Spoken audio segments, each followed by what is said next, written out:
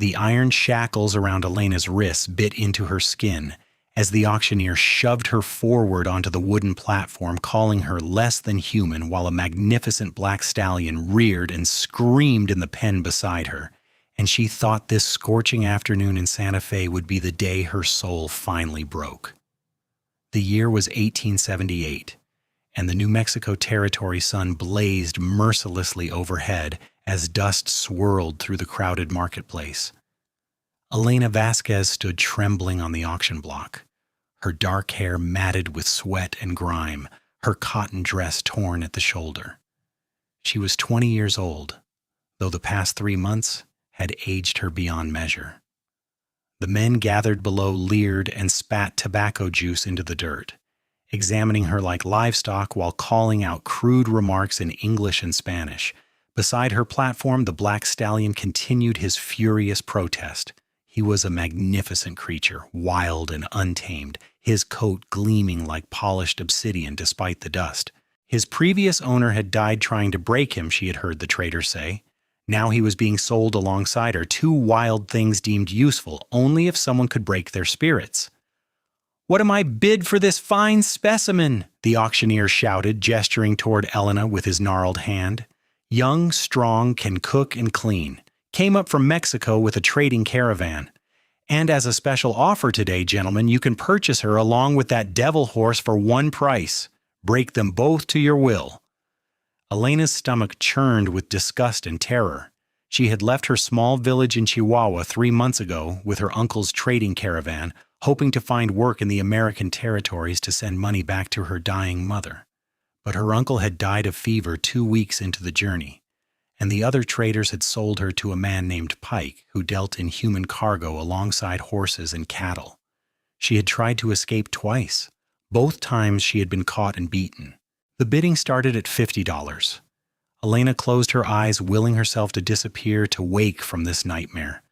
The stallion's screams seemed to echo her own silent anguish. $100, a voice called from the back of the crowd.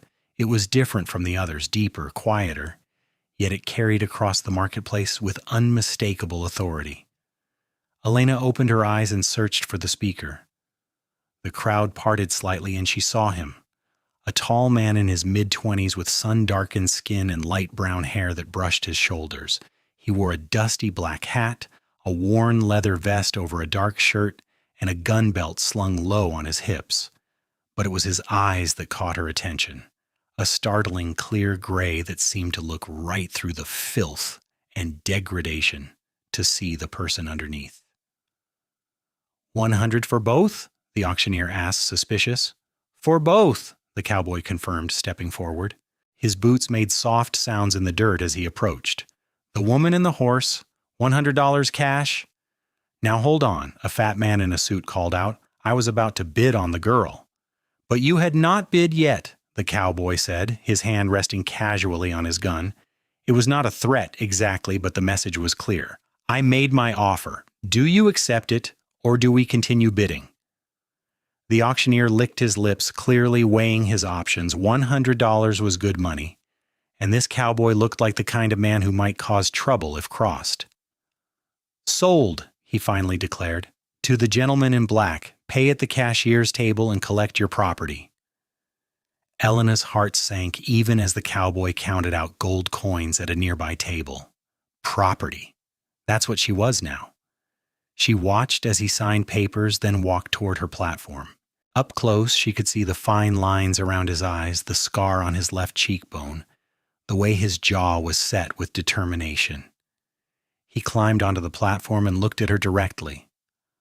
"I am going to remove those shackles now," he said in fluent Spanish, his accent marking him as someone who had grown up speaking both languages. "Do not be afraid." Elena stared at him in confusion as he pulled a key from his pocket, purchased from the auctioneer. He unlocked the iron cuffs, and they fell away from her bleeding wrists.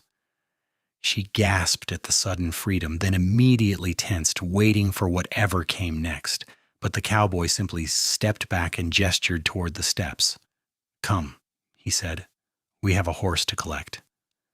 Elena followed him on shaking legs, her mind racing. What did he want? Why had he bought her? The questions burned in her throat, but fear kept her silent. They walked to the horse pen where the black stallion was being held by 3 men with ropes. The animal was fighting them with everything he had, his eyes rolling white with terror and rage. "Let him go," the cowboy said. "Are you insane?" one of the handlers shouted. "This animal is a killer. We need to get him trussed up for transport." I said, "Let him go." The cowboy's voice was steel wrapped in silk. "I paid for him. He is mine now. Release him."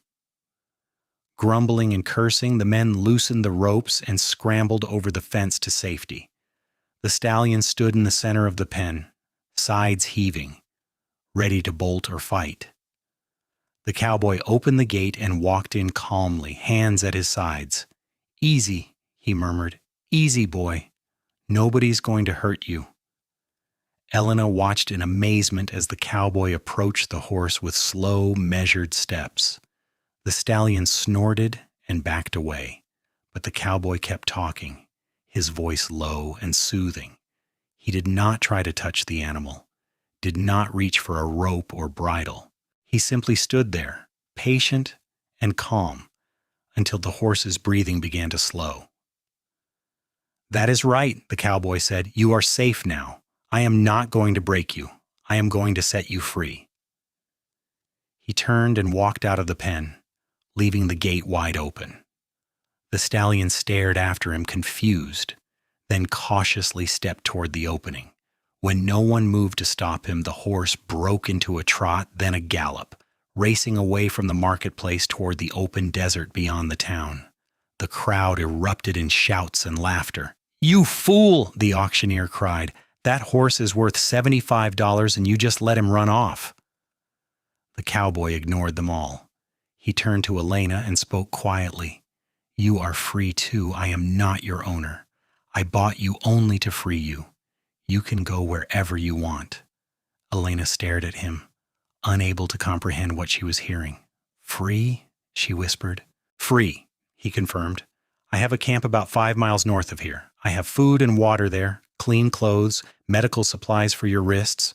You're welcome to come with me, rest, and decide what you want to do next. Or you can walk away right now. The choice is yours." For a long moment, Elena could not move. Freedom felt like a foreign concept, something she had forgotten existed. She looked at the cowboy's face, searching for deception, for the cruel twist that would reveal this was just another trap, but all she saw was sincerity and a deep, bone-tired sadness that matched her own. "I will come with you," she said finally. "For now." He nodded and began walking out of the marketplace. Elena followed, her legs weak and unsteady. People stared as they passed, but the cowboy paid them no attention. They walked through the streets of Santa Fe, past adobe buildings and cantinas, past the old Spanish church with its bell tower reaching toward the cloudless sky. The town slowly gave way to scrubland dotted with juniper and piñon trees. They walked in silence for nearly an hour before Elena finally found her voice. "Why did you do that? Why did you buy us just to set us free?" The cowboy was quiet for a moment, his eyes fixed on the horizon. "I knew what it was like to not be free," he said, "to be owned by someone else, to have no choice in your own life. I swore that if I ever had the means, I would help others escape that fate." "You were enslaved?" Elena asked carefully. "Not in the way you were," he said, "but I was not free. My father owned a ranch in Texas. He was a hard man who believed in ruling through fear and violence. I was his property as much as his cattle and horses were. When I was 18, I ran away. He sent men after me. I had to go far and move fast to stay ahead of them." "Did they catch you?" "No. I made it to New Mexico territory and started working as a ranch hand, then a horse breaker. I learned that you do not have to break an animal's spirit to work with it. You can earn its trust instead. 5 years ago, my father died. He left me nothing in his will, but I did not care. I had already built my own life." Elena absorbed this information as they continued walking. The sun was beginning its descent toward the western mountains, painting the sky in shades of orange and gold. Despite everything, she found herself relaxing slightly. There was something solid and trustworthy about this man, something that made her want to believe his words. "What is your name?" she asked. "James," he said. "James Garrett. And you?" "Elena Vasquez." "It is good to meet you, Elena, though I wish it were under better circumstances." They reached his camp as the sun touched the horizon. It was a simple setup with a canvas tent, a fire ring, and supplies packed neatly in saddlebags. A brown mare was tethered nearby, grazing peacefully. James immediately set about building a fire and heating water in a battered pot. "There is a clean dress in my pack," he said, pointing. "It belonged to my sister. She left it behind when she married and moved to California. And I have bandages and salve for your wrists." Elena found the dress, a simple blue cotton garment that looked like heaven compared to her torn rags. James turned his back to give her privacy as she changed behind a cluster of rocks. The dress fit reasonably well, and for the first time in months, Elena felt almost human again. When she emerged, James had laid out beans and hardtack, along with coffee that smelled like the most wonderful thing in the world. They ate in comfortable silence as night fell, and stars began to emerge overhead. The desert air cooled quickly, and Elena moved closer to the fire. James cleaned and bandaged her wrists with gentle, practiced hands, his touch careful and respectful. "You should sleep," he said when he finished. "Take the tent. I will keep watch out here." "You do not have to do that," Elena said. "I'm not afraid of the dark." "Pike had friends," James said quietly. "Men who might come looking to take back what they consider their property. I will feel better keeping watch." A chill ran down Elena's spine at the mention of Pike, the traitor who had held her captive. She had not considered that he might pursue her. "Thank you," she whispered. She crawled into the tent and wrapped herself in blankets that smelled of sage and wood smoke. Despite her exhaustion, sleep did not come easily. She kept listening for sounds of danger, kept expecting rough hands to drag her back into captivity. But the only sounds were the crackling fire and the occasional stamp of the mare's hooves. Elena woke to the smell of coffee and frying bacon. Sunlight filtered through the canvas, and she could hear James moving around outside. She emerged to find him cooking breakfast over the fire, his hat pushed back on his head. "Good morning," he said, offering her a tin cup of coffee. "How are your wrists?" "Better," Elena said, examining the clean bandages. The pain had dulled to a manageable ache. She accepted the coffee gratefully and sat on a log near the fire. "What will you do now? Do you have work?" "I was heading to a ranch about 30 miles west," James said. "The owner needs someone to work with his horses. He has a string of wild mustangs he wants trained, and he heard I have a way with difficult animals." He glanced at her. "What about you? Where do you want to go?" Elena bit her lip, fighting back sudden tears. "I do not know," she admitted. "I left Mexico to earn money for my mother's medicine. She has consumption, and the doctor said she needed expensive treatments. But now I have no money, no way to get to her, and I do not even know if she is still alive." James was quiet for a moment, dishing beans onto 2 tin plates. "What if you came with me to the ranch?" he suggested. "The owner's wife is always looking for help with the household. You could earn wages, save up money. When you have enough, I will help you get to Mexico safely." Elena looked at him in surprise. "You would do that? Help a stranger?" "You are not a stranger anymore," James said simply. "You are a person who needs help, and I am someone who can give it. That seems like enough reason to me." Something warm and unexpected bloomed in Elena's chest. For the first time since her uncle had died, she felt a flicker of hope. "I will come with you," she said, "and I will work hard, I promise." They broke camp after breakfast and began the journey west. James let Elena ride his mare while he walked alongside, leading the horse with a loose rein. The landscape was harsh but beautiful, all red rock and endless sky. They talked as they traveled, sharing stories of their lives. Elena told James about her village in Chihuahua, about her mother's flower garden and her father who had died when she was 12. James spoke of his childhood in Texas, of learning to ride before he could walk, of his younger sister who used to follow him everywhere.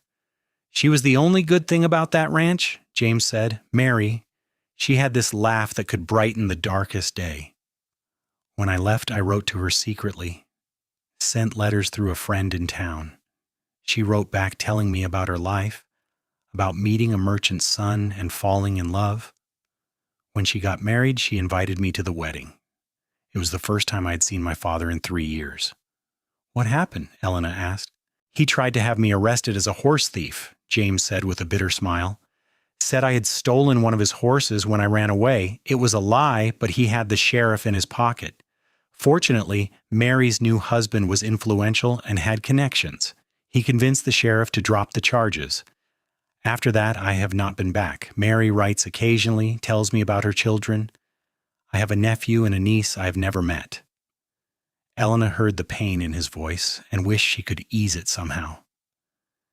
Maybe one day you will meet them, she said softly, when enough time has passed. Maybe, James agreed, though he did not sound convinced. They made camp that evening near a small stream, and Elena helped James prepare dinner. Working side by side felt natural, comfortable. Elena found herself watching him as he moved, noticing the strength in his hands, the way his eyes crinkled when he smiled. She quickly pushed those thoughts aside. James had saved her, shown her kindness when she desperately needed it. She would not repay that by developing inappropriate feelings. But over the following days as they continued their journey, Elena found it increasingly difficult to ignore the growing warmth she felt whenever James was near. He was kind and patient, teaching her about the land, pointing out plants that were edible or medicinal. He told stories that made her laugh, something she had thought she might never do again. And when a rattlesnake crossed their path and Elena jumped back in fear, James calmly guided the snake away with a long stick, his movements confident and sure. Most creatures do not want to hurt you, he explained. They just want to be left alone to live their lives. If you give them space and respect, they will usually give you the same. Elena thought there was a deeper meaning to those words, a philosophy that guided how James moved through the world. He showed respect to everything and everyone, from the smallest lizard to the people they occasionally passed on the road. On the 4th day of their journey, they spotted the black stallion. He was standing on a ridge about a quarter-mile away, silhouetted against the afternoon sun. Elena gasped and pointed. "It is him," she said, "the horse from the market." James shaded his eyes and studied the stallion. A smile crossed his face. "So it is. Looks like he has been following us." "Why would he do that?" "Horses are herd animals," James said. "They do not like being alone. He probably senses we are not a threat, and he is curious." He cupped his hands around his mouth and called out, a wordless sound that carried across the distance. The stallion's ears pricked forward, but he did not move. James called again, then continued walking. Over the next 2 days, the stallion appeared several more times, always at a distance, but gradually getting closer. James never tried to approach him or catch him. He simply acknowledged the horse's presence and continued on. Elena was fascinated by the silent communication between man and animal. "Do you think he will ever come close?" she asked. "Maybe," James said. "Or maybe he will stay wild and free, which is fine too. He gets to make his own choice now." That is what matters. They reached the ranch on the 6th day of travel. It was a sprawling property in a valley between 2 mesas, with a main house built of adobe and wood, several outbuildings, and extensive corrals. A sign over the gate read Double R Ranch. A man in his 50s with gray hair and a weathered face came out to greet them. "You must be Garrett," he said, extending his hand. "I am Robert Reynolds. We have been expecting you." "Good to meet you, sir," James said, shaking his hand. "This is Elena Vasquez. I mentioned in my telegram that I would be bringing someone who needs work." Of course," Reynolds said, his eyes kind as he looked at Elena. "My wife will be happy to have another set of hands. Come up to the house, and we will get you both settled." Mrs. Reynolds was a warm, motherly woman with silver hair and a quick smile. She immediately took Elena under her wing, showing her to a small but comfortable room in the servants' quarters and providing fresh clothes and toiletries. "You poor dear," she kept saying, though Elena had not shared the details of her ordeal. "You look like you have been through a trial, but you are safe here now. We treat everyone who works for us with respect and fairness." Elena felt tears prick her eyes at the woman's kindness. "Thank you," she managed to say. "I will work very hard, I promise." "I am sure you will, dear," Mrs. Reynolds said, patting her hand. "But first, let us get some proper food in you. You are too thin by half." That evening, Elena joined the ranch hands for dinner in the bunkhouse dining area. There were 7 other workers, all men, who ranged from curious to friendly when introduced to her. James sat beside her, his presence a comforting anchor in this new environment. The food was hearty and plentiful: beef stew with potatoes and carrots, fresh bread, and apple pie for dessert. After dinner, James walked Elena back toward the main house. The sun had set, and the sky was a deep purple scattered with emerging stars. "Are you going to be all right?" he asked quietly. "I think so," Elena said. "Everyone seems kind, Mrs. Reynolds especially." "If anyone gives you trouble, you come find me," James said firmly. "I do not care what time it is or what I'm doing. You find me and I will handle it." Elena looked up at him, at the fierce protectiveness in his gray eyes, and felt her heart skip a beat. "I will," she promised. Then impulsively, she reached out and touched his hand. "James, I do not know how to thank you. You saved my life. You gave me a chance to start over." James looked down at their hands, then gently squeezed hers before letting go. "You do not owe me thanks," he said. "I did what anyone should do, what I hoped someone would do for my sister if she ever needed help." They stood there for a moment in the soft darkness, and Elena felt something shift between them, a recognition of something deeper than gratitude or friendship. But before she could examine the feeling, James stepped back and tipped his hat. "Good night, Elena. Sleep well." "Good night, James." Elena fell into a routine over the following weeks. She worked in the main house helping Mrs. Reynolds with cooking, cleaning, and laundry. The work was hard but honest, and Elena took pride in doing it well. Mrs. Reynolds taught her new recipes and better English, and they spent hours in the kitchen talking about everything and nothing. "You remind me of my daughter," Mrs. Reynolds said one afternoon as they kneaded bread dough together. "She married a banker in St. Louis, moved to the city. I miss her terribly, but I'm glad she found happiness." "You must be very proud," Elena said. "I am," Mrs. Reynolds agreed, "just as I'm sure your mother is proud of you. The strength it took to leave your home and try to build a better life, that is not something everyone has."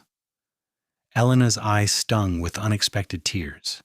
She had tried not to think too much about her mother, about whether she was still alive, still waiting for help that might never come. "I hope to save enough money to send to her soon," she said quietly, "or to go back and bring her here if she's well enough to travel." "We will help you," Mrs. Reynolds said firmly. "You just keep working hard, and we'll figure it out together."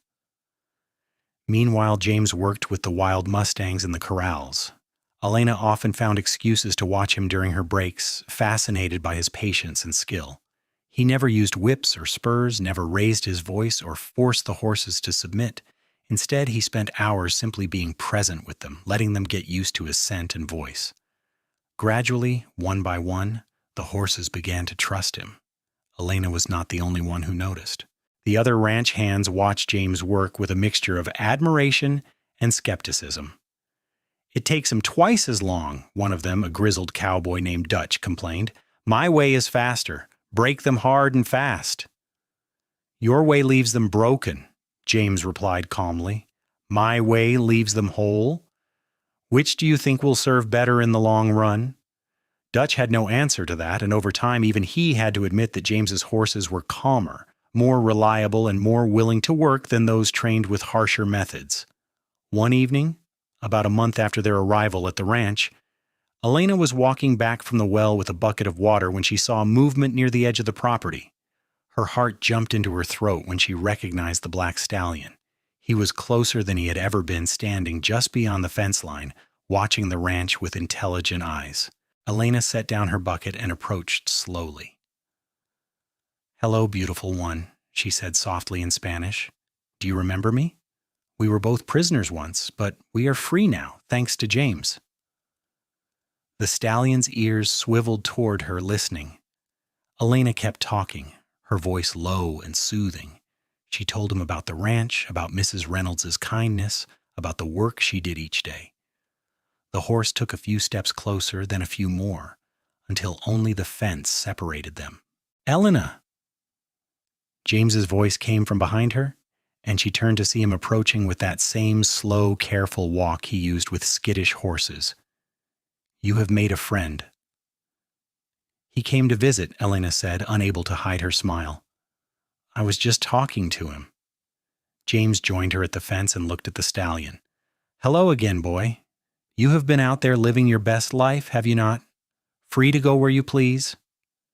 He reached into his pocket and pulled out an apple, holding it out on his flat palm. "Want to share some dinner?" The stallion eyed the apple, then James, then carefully stretched his neck forward and took the fruit with his lips, crunching it loudly. James and Elena both laughed, delighted. The horse finished his treat, then turned and trotted away into the gathering darkness, his tail flagging proudly. "He is getting braver," Elena observed. "He is learning that not all humans mean harm," James said. He turned to Elena, and in the fading light, his eyes seemed to glow silver. "You are good with him. You have a gentle spirit. The animals can sense it." Elena felt heat rise in her cheeks.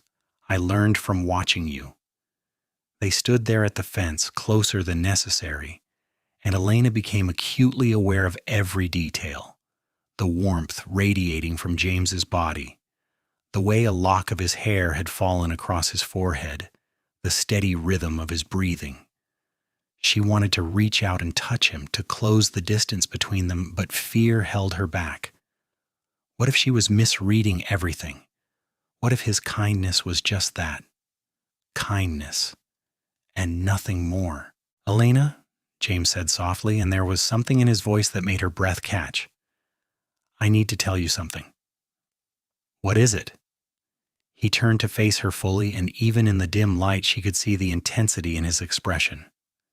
"These past weeks, working alongside you, talking with you, watching you heal and grow stronger, it has been the best time I have had in years. You make me laugh. You make me think. You make me want to be a better man than I already am." He paused, seeming to gather courage. "I have feelings for you, Elena. Deep feelings. And I know it might be too soon, and I know you might not feel the same way, but I had to tell you. I have never been good at keeping secrets, especially not ones that involve my heart." Elena's breath rushed out in a gasp. "James, I feel the same way. I have felt this way for weeks now, but I was afraid to say anything. You saved me, gave me a new life, and I did not want you to think I was only grateful, but it is more than gratitude.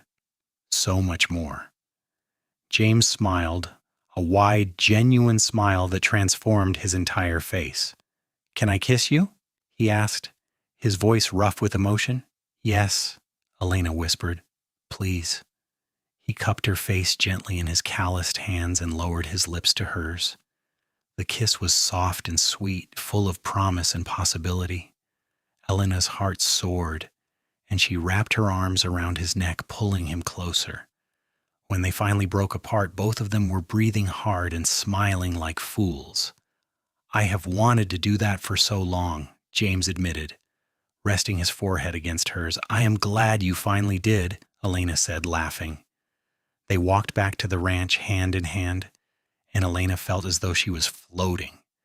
Everything that had been broken inside her was beginning to heal piece by piece, and she knew James was a huge part of that healing. But more than that, she was falling in love with him, genuinely and completely. in a way that had nothing to do with rescue or obligation and everything to do with who he was as a person. Over the following months, their relationship deepened and blossomed. They spent every spare moment together talking, laughing, stealing kisses when no one was looking. The other ranch hands noticed and teased James good-naturedly, but it was clear they approved. Mrs. Reynolds was thrilled and began making not-so-subtle comments about weddings and grandchildren. The Black Stallion also became a regular visitor, appearing every few days to accept treats and gentle words. James never tried to catch him or put a halter on him, respecting the animal's choice to remain free. But gradually the stallion began to linger longer, allowing both James and Elena to touch him, to stroke his neck and shoulders. It was a beautiful thing to witness, this wild creature learning to trust again. Elena's wrists healed completely, leaving only faint scars that she wore like badges of survival. She continued to work hard and save money, and after 6 months, she had nearly enough to travel to Mexico. But when she mentioned it to James one evening as they sat together watching the sunset, he looked troubled. "Of course I will help you go," he said. "I promised I would, and I keep my promises. But Elena, I do not want you to leave. I love you. These months with you have been the happiest of my life. I know your mother needs you, but I need you too." Elena took his hand and squeezed it. "I love you too," she said. "More than I can express in words, but I cannot abandon my mother. She is all the family I have left. I have to know if she is alive, if she needs me." "Then let me come with you," James said immediately. "We will go together. I can ask Mr. Reynolds for time away, and we will travel to your village. If your mother is there, we will bring her back here. If she is not, at least you will know, and I will be there to support you." Elena felt tears stream down her cheeks. "You would do that? Leave your work, travel all that way just for me?" "For you, I would do anything, Reesor," James said fiercely. He pulled her into his arms and held her tight. "You are my future, Elena. Wherever you go, I want to go. Whatever you need, I will help you get it. That is what love means." They talked to Mr. Reynolds the next day, and he agreed to give them both a month's leave. "Take care of your family business, sure," he said. "Your jobs will be waiting when you return, and if Elena's mother needs a place to stay, we will figure something out." They departed a week later, well supplied and riding 2 of the ranch horses. The Black Stallion followed them for the first day, then disappeared into the hills. Elena wondered if she would ever see him again, but she chose to be grateful for the time they had shared. The journey to Mexico took 2 weeks. They traveled through desert and mountains, through small towns and vast stretches of empty land. James was attentive and protective, but he also treated Elena as an equal partner, asking her opinion on route choices and camp locations. They talked about everything under the sun, sharing dreams and fears, learning all the little details that make up a life. "If I could do anything," James said one night as they lay under the stars, "I would buy a piece of land and start my own horse ranch. A place where I could train horses my way with patience and respect. A place where we could build a life together, raise a family." "That sounds beautiful," Elena said, snuggling closer to him. "I would love to be part of that dream." "Then let us make it real," James said. "After we find your mother, after we return to the Double R and work for another year or so to save more money, let us find our own place. Let us build something that belongs to us." Elena kissed him, pouring all her love and hope into that single gesture. "Yes," she whispered against his lips.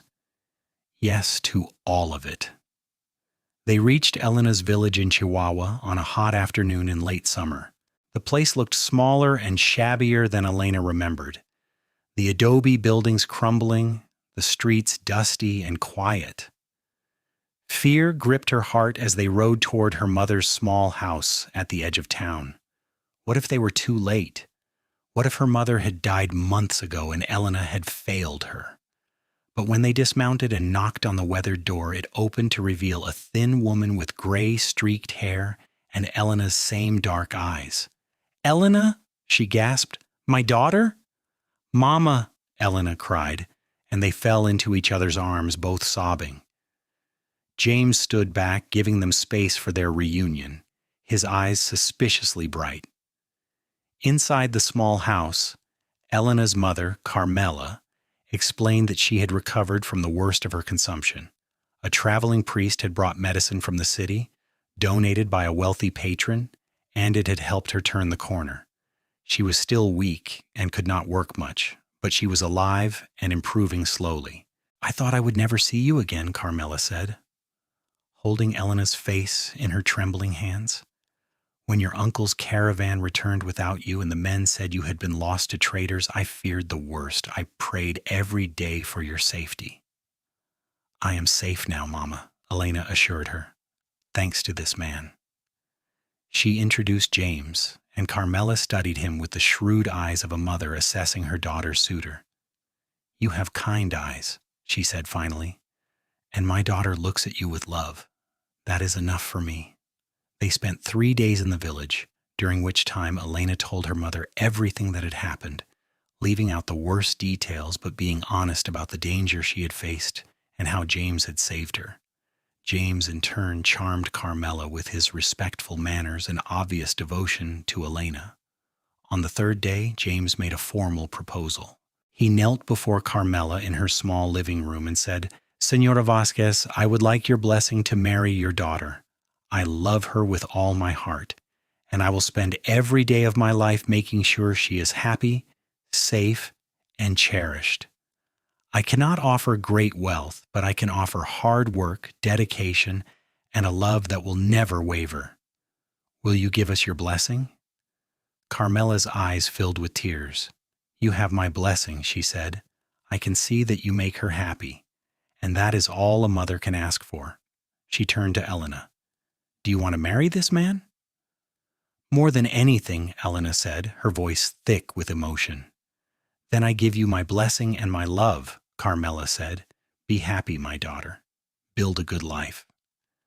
They also invited Carmela to return to New Mexico with them, promising to care for her as she continued to recover. After some hesitation, she agreed, unable to resist the chance to stay close to her daughter. They spent another week preparing for the journey, selling Carmela's few possessions and saying goodbye to neighbors.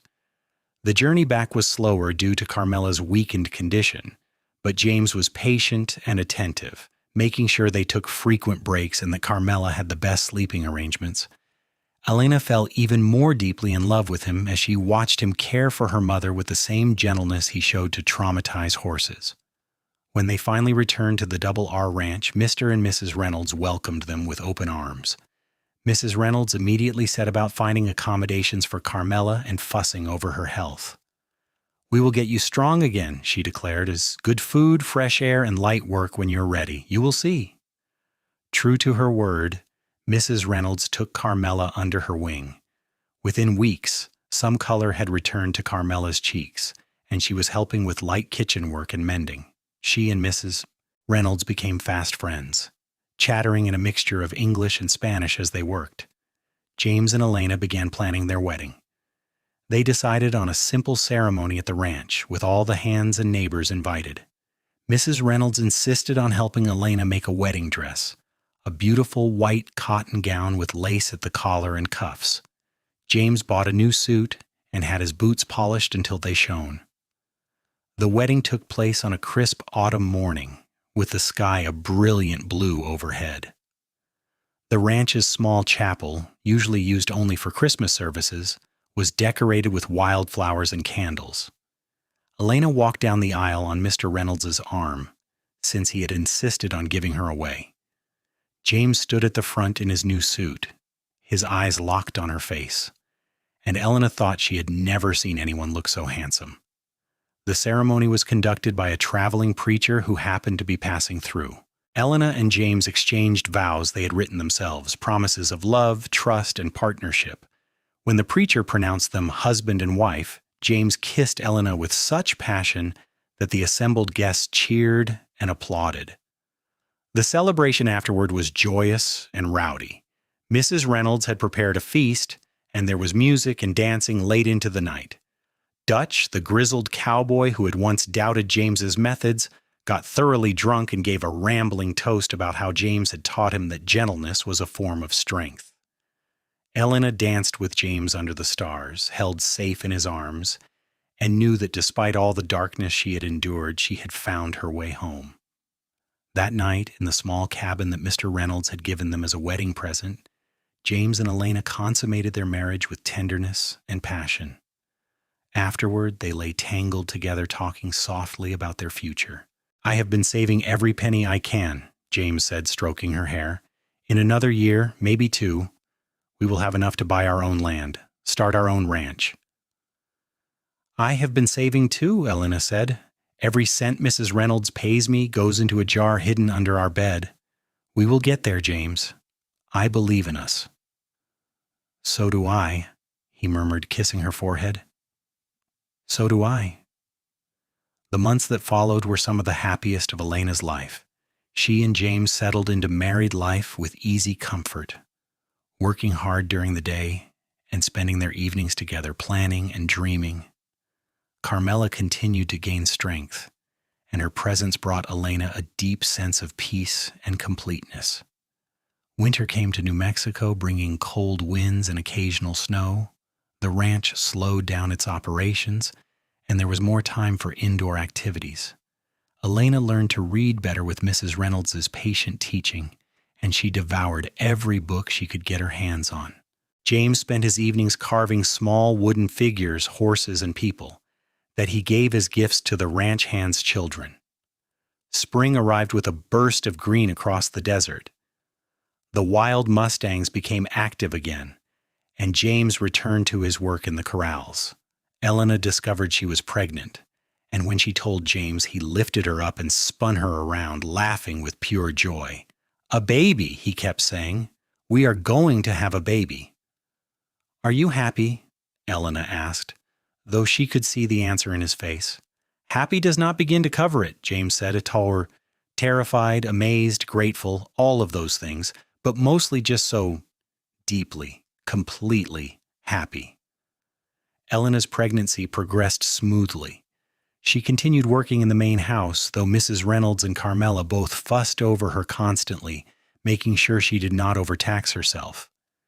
James was wonderfully attentive, bringing her flowers, rubbing her swollen feet, talking to her belly about everything and nothing.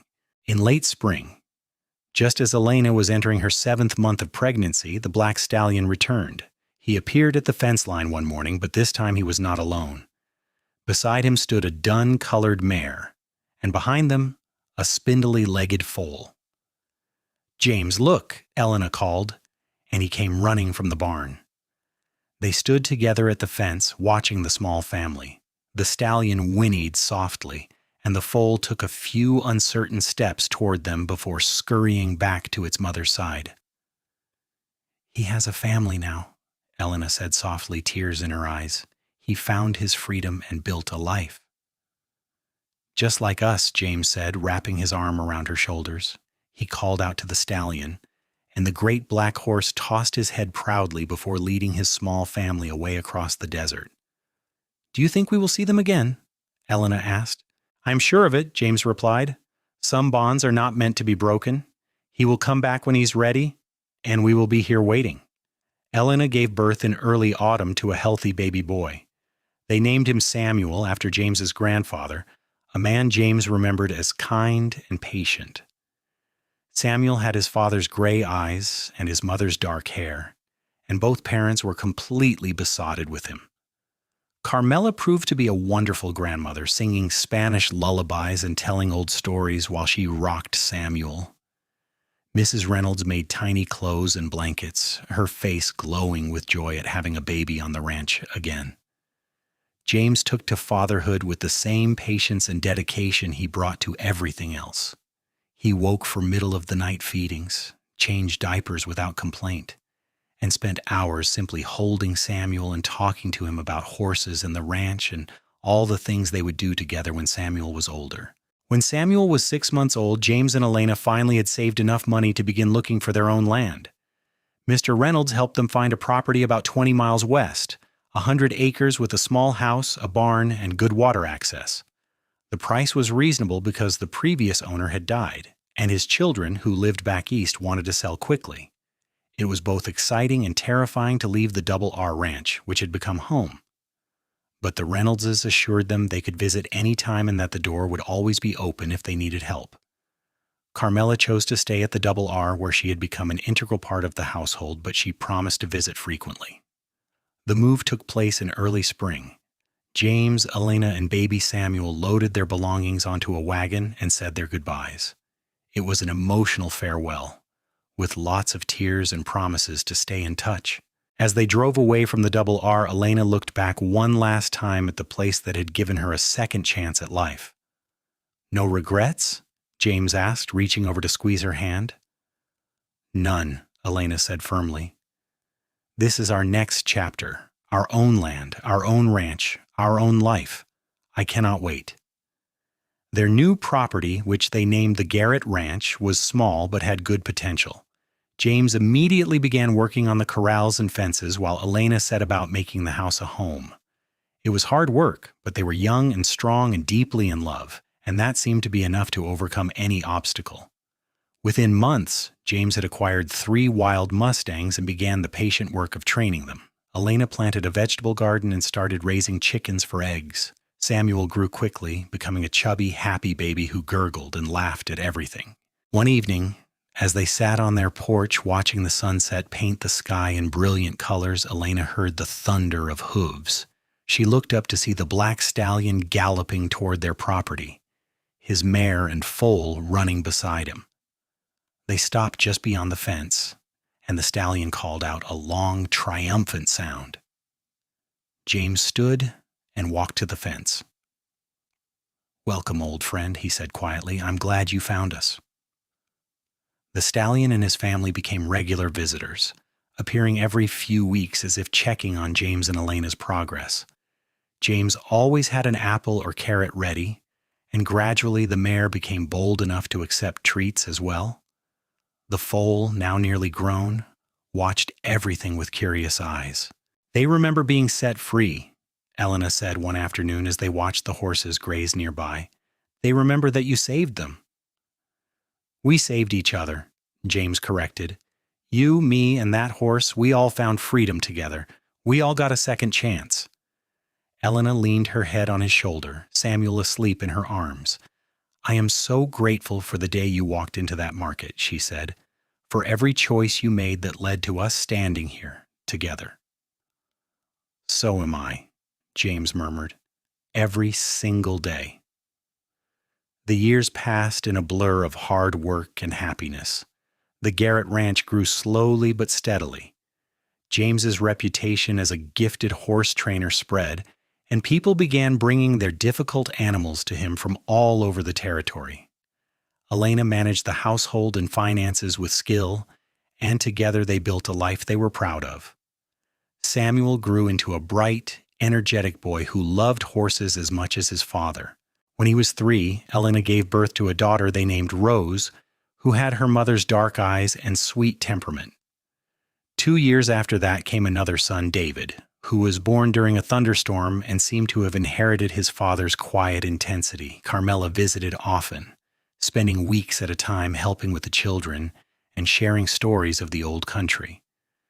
Mrs. Reynolds also came by whenever she could, always bringing treats and news from the Double R. The bonds formed during those difficult early days remained strong, and Elena never forgot the kindness that had given her a second chance. The black stallion and his growing family also remained a constant presence. Over the years, more foals were born, and sometimes other wild horses would join the herd. James never tried to catch or own them. He simply provided salt licks and occasional supplemental food during harsh winters, asking nothing in return. The horses seemed to understand, and they stayed close to the Garrett Ranch, a living symbol of freedom and trust. When Samuel turned 10, James began teaching him the art of horse training. Elena watched them work together in the corral, James's voice patient and encouraging.